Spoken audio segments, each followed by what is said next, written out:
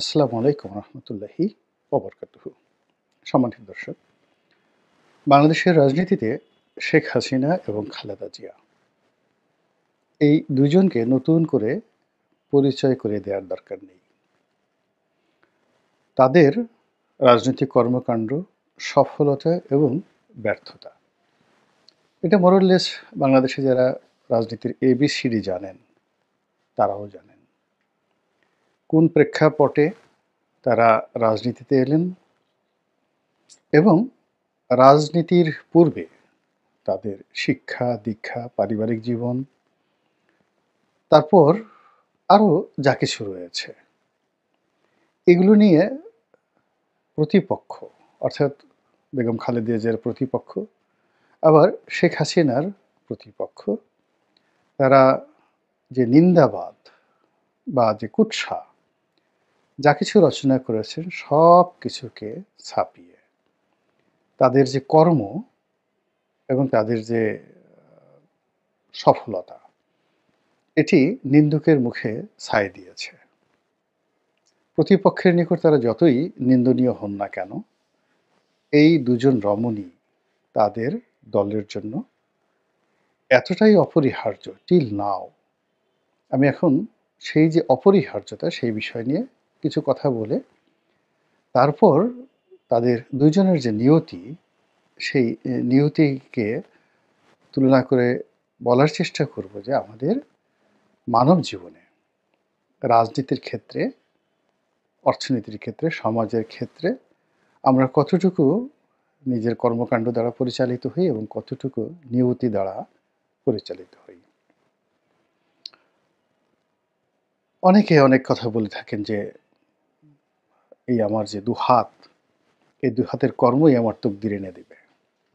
পরিশ্রম সকল সৌভাগ্যের প্রসূতি, ইত্যাদি আরো অনেক কিছু।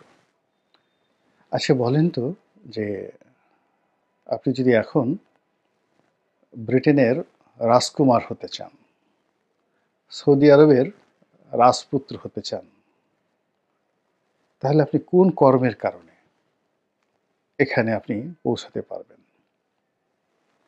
কিংবা আপনি যদি এখন শাহবাগের মোড়ে যে ভিক্ষুক, পঙ্গু, অথর্ব, যাকে গাড়িতে ঠেলে ঠেলে নেওয়া হচ্ছে, আপনি যদি ওভাবে পঙ্গু হয়ে জন্ম নিতে চান, তাহলে আপনার কোন কর্ম দ্বারা আপনি মাতৃগর্ভ থেকে অন্ধ, খোড়া এবং বধির হয়ে বা বিকলাঙ্গ হয়ে আপনি জন্ম নেবেন? তাহলে জীবনে এরকম প্রায় সব কিছুতেই আপনি নিয়তির একটা আপনি সিদ্ধান্ত পাবেন যেখানে আপনার আসলে করার কিছুই ছিল না। নিয়তি যখন আপনাকে ডাক দেয়, আপনার সামনে সব কিছু একেবারে আপনার এমনভাবে চলে আসে, হোক তা সফলতা, হোক কিংবা সেটি ব্যর্থতা, হোক সেটা রাজনীতি, হোক সেটা অর্থনীতি, তো আপনি সেটা আপনাকে ভোগ করতেই হবে। কিন্তু আমরা যেটি করি সেটি হলো, যখন আমরা সফল হই তখন ১০ মুখে বলতে থাকি যে এই কারণে সফল হয়েছি। আমার শিক্ষা, আমার দীক্ষা, আমার পরিশ্রম আমাকে এ পর্যায়ে নিয়ে এসেছে। এবং আমরা বিভিন্ন মানুষকে এই বিষয়ে মানে জ্ঞান দিতে থাকি। এই আমার এটা হলো, তোমার এটা হলো না। দেখো আমি কি করেছি, তুমি এটা পারলে না, ইত্যাদি। আবার যখন আমরা ব্যর্থ হই, অনেক পরিশ্রম সত্ত্বেও আমরা ব্যর্থ হই, তখন আমরা আল্লাহকে গালাগালি করি, নিয়তিকে গালাগালি করি যে আমরা তো সবই করে রেখেছিলাম কিন্তু এই কারণে এটা হলো না। তো এইরকম নিয়তির একটা জটিল আবর্তে বাংলাদেশের শেখ হাসিনা এবং বেগম খালেদা জিয়া রাজনীতিতে এলেন। যদি ৭৫-এর ১৫ই আগস্ট না হতো, বঙ্গবন্ধু সপরিবারে নিহত না হতেন, শেখ হাসিনার রাজনীতি কক্ষণই সম্ভব ছিল না। তো কাজেই শেখ হাসিনার জীবনে যদি সফলতা ধরেন, তাহলে প্রথমেই বলতে হবে যে ৭৫-এর ১৫ই আগস্ট থেকেই তার এই সফলতা শুরু হয়েছে। আবার যদি ব্যর্থতা ধরেন, সেটিও সেই ৭৫-এর ১৫ই আগস্ট থেকে তার এই ব্যর্থতা শুরু হয়েছে। একইভাবে বেগম জিয়া, যদি শহীদ প্রেসিডেন্ট জিয়াউর রহমান, উনি চট্টগ্রামের সার্কিট হাউসে জেনারেল আবুল মঞ্জুরের বিদ্রোহী বাহিনী কর্তৃক নির্মমভাবে শহীদ না হতেন, কোনো অবস্থাতেই বেগম খালেদা জিয়াকে আমরা আজকের এই অবস্থানে পেতাম না। তো কাজে এই দুজন রমণীকে যে আমরা রাজনীতিতে পেয়েছি, প্রথম কারণটি হলো যে নিয়তি তাদের উভয়ের জীবনে একটা মারাত্মক দুর্ঘটনা ঘটিয়েছে এবং সেই দুর্ঘটনার প্রেক্ষিতে তারা এই রাজনীতিতে আসার জন্য একটা সুযোগ পেয়েছেন। দ্বিতীয়ত, তারা কখনোই এই বঙ্গবন্ধুর হত্যাকাণ্ডের পর কিংবা জিয়াউর রহমানের হত্যাকাণ্ডের পর তারা রাজনীতিতে আসবেন এরকম তাদের ইচ্ছা অভিলাষ কখনোই ছিল না। আমাদের এই সমাজের কিছু যারা রাজনৈতিক নেতৃবৃন্দ রয়েছেন, বিএনপির নেতৃবৃন্দ বা আওয়ামী লীগের নেতৃবৃন্দ, তারা পারছিলেন না কোনো অবস্থাতে নিজেদের দক্ষতা, যোগ্যতা, অভিজ্ঞতা দ্বারা দলীয় রাজনীতি সামাল দিতে পারছিলেন না। তারাই বেগম খালেদা জিয়াকে এনেছেন, তারাই শেখ হাসিনাকে এনেছেন এবং এখানে ওই যে জন্মের যে সূত্র কিংবা বৈবাহিক যে সূত্র, এই দুটো নিয়ামক হিসাবে নিয়তি রীতিমতো এই দুই ভদ্রমহিলাকে কাছে নিয়ে এসেছেন। তাদের বয়স সমসাময়িক, খুব বেশি দিনের ডিফারেন্স নয় এবং বাংলাদেশের যে উত্তাল রাজনৈতিক দিনগুলো, বিশেষ করে 1971 সন থেকে এরা বহু রাজনৈতিক টানাপোড়েন, ঘটনা, দুর্ঘটনার সাক্ষী। 1971 সনে তিনি যেভাবে বন্দী ছিলেন শেখ হাসিনা এবং বন্দী অবস্থাতে তার যে গর্ভে সন্তান আসে। আবার সেই 71 সনে বেগম খালেদা জিয়া তাকে পালিয়ে বেড়াতে হয়েছে এবং তিনি বেশ কিছুদিন সেনাবাহিনীর হাতে বন্দী ছিলেন। এর কারণ হলো তার স্বামী একেবারে রীতিমতো পাকিস্তান সেনাবাহিনীর বিরুদ্ধে বিদ্রোহ করে মুক্তিযুদ্ধে সরাসরি যুদ্ধে অংশগ্রহণ করেছিলেন।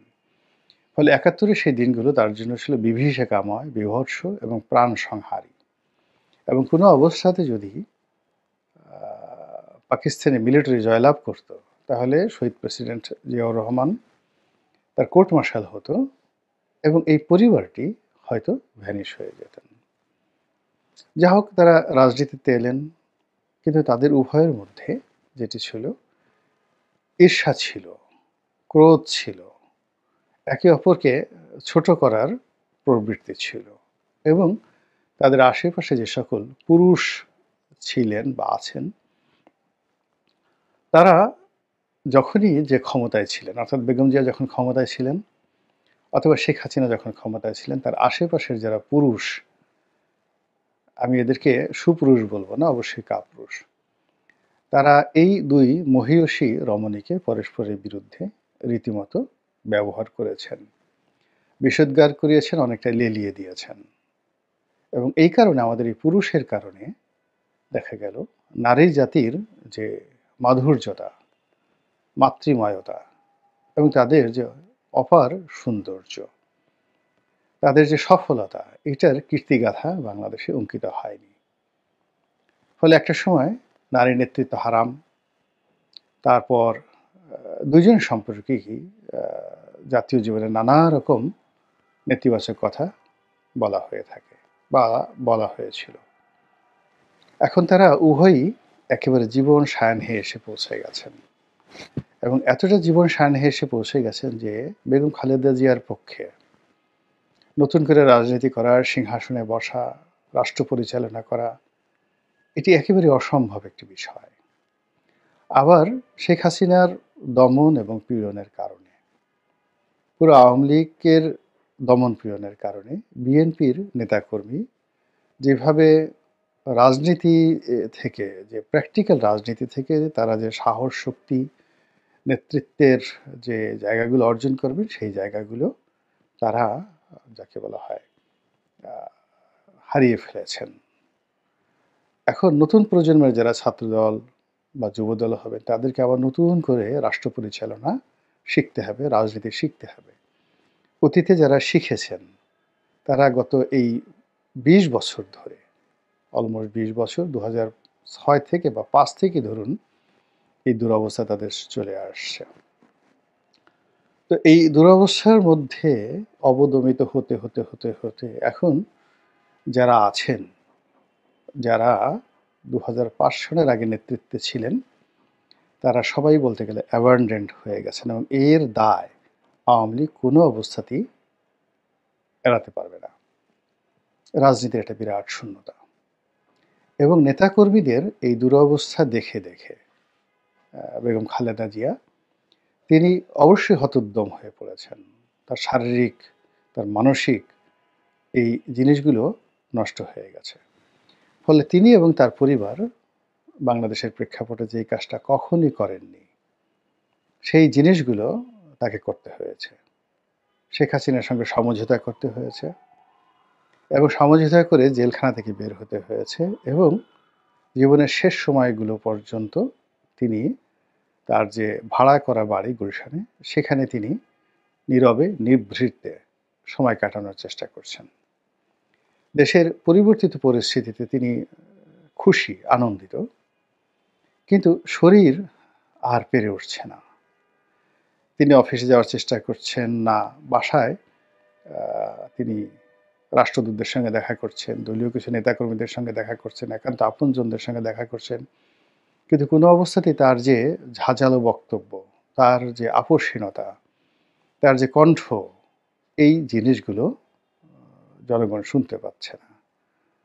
ফলে কি হলো, সুদীর্ঘ জীবন, যে জীবনটি ছিল বর্ণালী, এমন বর্ণালী জীবন বাংলাদেশে খুব কম মহিলার জীবনে আসে। তিনি একজন সেকেন্ড লেফটেন্যান্টের স্ত্রী হিসেবে তার জীবন শুরু করেছিলেন, ক্যাপ্টেনের স্ত্রী হিসেবে। তিনি তার যখন বিয়ে হয়, তখন পাকিস্তান মিলিটারিতে জিয়াউর রহমান ক্যাপ্টেন, এবং পুরো পাকিস্তান জমানাতে তার যে এলিট জীবন, মানে একটা নির্বিবাদ, ঝঞ্ঝাটহীন, আভিজাত্যপূর্ণ জীবন। এর কারণ হলো, তখন পুরো এশিয়ার মধ্যে পাকিস্তান মিলিটারিতে যারা চাকরি করতেন কমিশন র্যাঙ্কে, তাদের বেতন ভাতা আভিজাত্যের সঙ্গে অন্য কোনো পেশা শ্রেণীর তুলনা করা যেত না। ওটা তিনি পেয়ে এসেছেন। স্বাধীনতার পরে তিনি উপ সেনাপ্রধান হলেন, তার স্বামী, তারপর সেনাপ্রধান, তারপরে রাষ্ট্রপ্রধান, সরকার প্রধান, এরপর তার নিজের ক্যারিয়ার।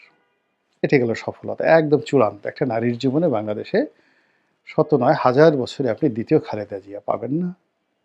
আবার ট্র্যাজেডি যদি ধরেন, তার জীবনের সমস্ত প্রাপ্তি, সেই প্রাপ্তির সঙ্গে যদি তার ট্র্যাজেডি ধরেন, তার ছোট সন্তানের মৃত্যু, যাকে তিনি খুবই স্নেহ করতেন, তার বড় সন্তানের প্রবাস জীবন এবং বড় সন্তানের শারীরিক অসুস্থতা, বিশেষ করে 1/11-এর সময় তার সঙ্গে যে আচরণ করা হয়েছে এবং যা আমরা শুনি এবং যে সকল ছবি চলে এসেছে, তাকে যে পরিমাণে নির্যাতন করা হয়েছে, মা হিসেবে এটি কোনো অবস্থাতেই তার জন্য সহনীয় ছিল না।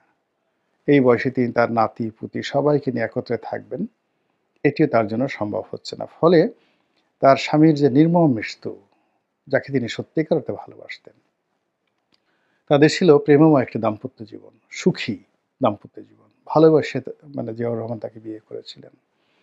তো সেই জীবনটা তার একেবারে যৌবনের প্রারম্ভে শেষ হয়ে যায়।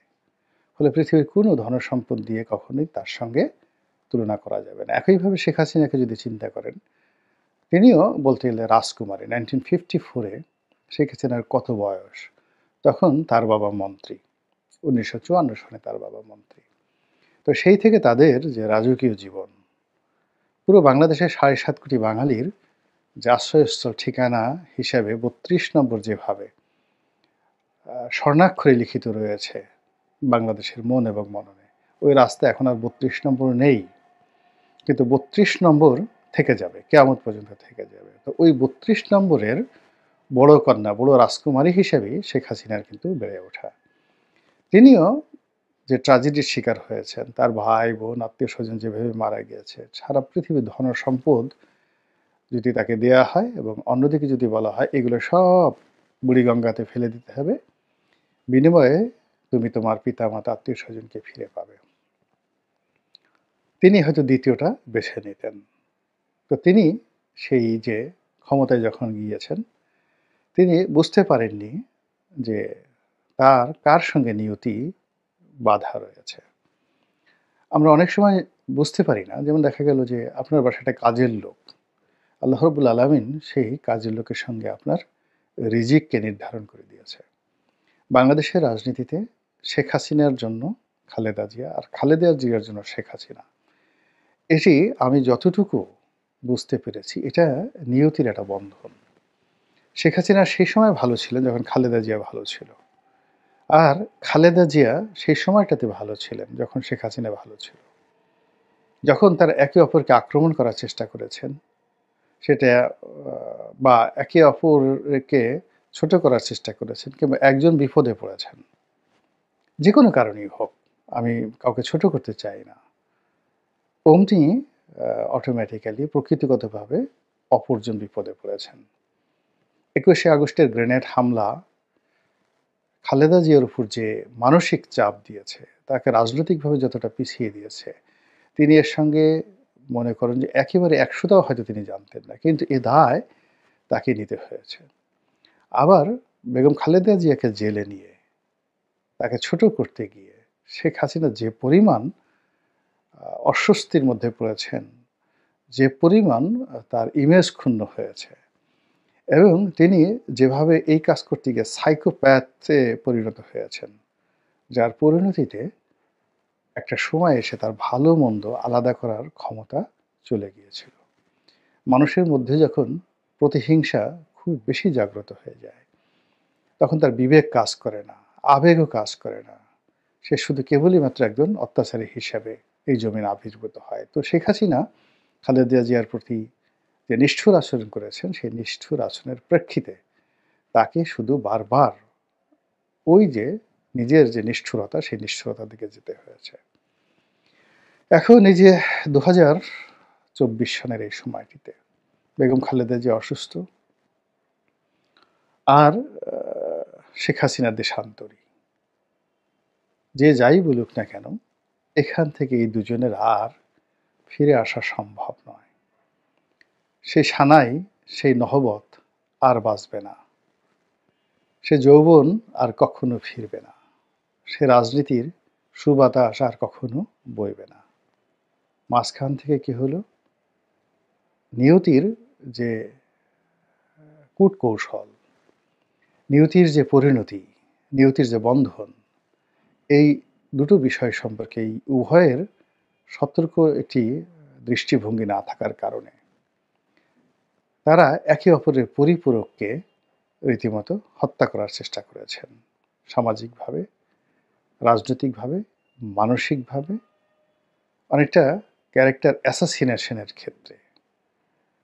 আপনি চিন্তা করেন মতিউর রহমান রেন্টুর যে বই 'আমার ফাঁসি চাই', কোন আমলে কিভাবে এটি ছাপা হয়েছিল, কিংবা বেগম খালেদা জিয়াকে নিয়ে, তার চরিত্র নিয়ে যে সবচেয়ে কুৎসিত মন্তব্যগুলো গণভবন থেকে যেভাবে করা হয়েছে, কারা করেছিল, কিভাবে করেছিল। কিন্তু এই দুজন একবারও টের পাননি যে তাদের উত্থান একই সঙ্গে, একই সময়, তাদের বয়স সেম এবং বাংলাদেশের রাজনীতিতে দুজন মানুষ, দুজন নারী একে অপরের পরিপূরক হিসেবে আল্লাহ রাব্বুল আলামিন যে সুযোগ দিয়েছিলেন, সেই সুযোগটা তারা উভয়ই কাজে লাগাতে পারেননি। ফলে নিয়তি এখন তাদের উভয়কে নিয়ে টান দিয়েছে। যতই আমরা চেষ্টা করি না কেন, এই নিয়তির খপ্পর থেকে তাদেরকে উদ্ধার করে সাবেক অবস্থাতে ফিরিয়ে এনে আনন্দ এবং উল্লাসে মেতে ওঠার মতো অবস্থা এখন আর নেই। আল্লাহ তাদের এই জীবন থেকে আমাদেরকে শিক্ষা গ্রহণ করার তৌফিক এনায়েত করুন। আসসালামু আলাইকুম ওয়া রাহমাতুল্লাহি ওয়া বারাকাতুহু।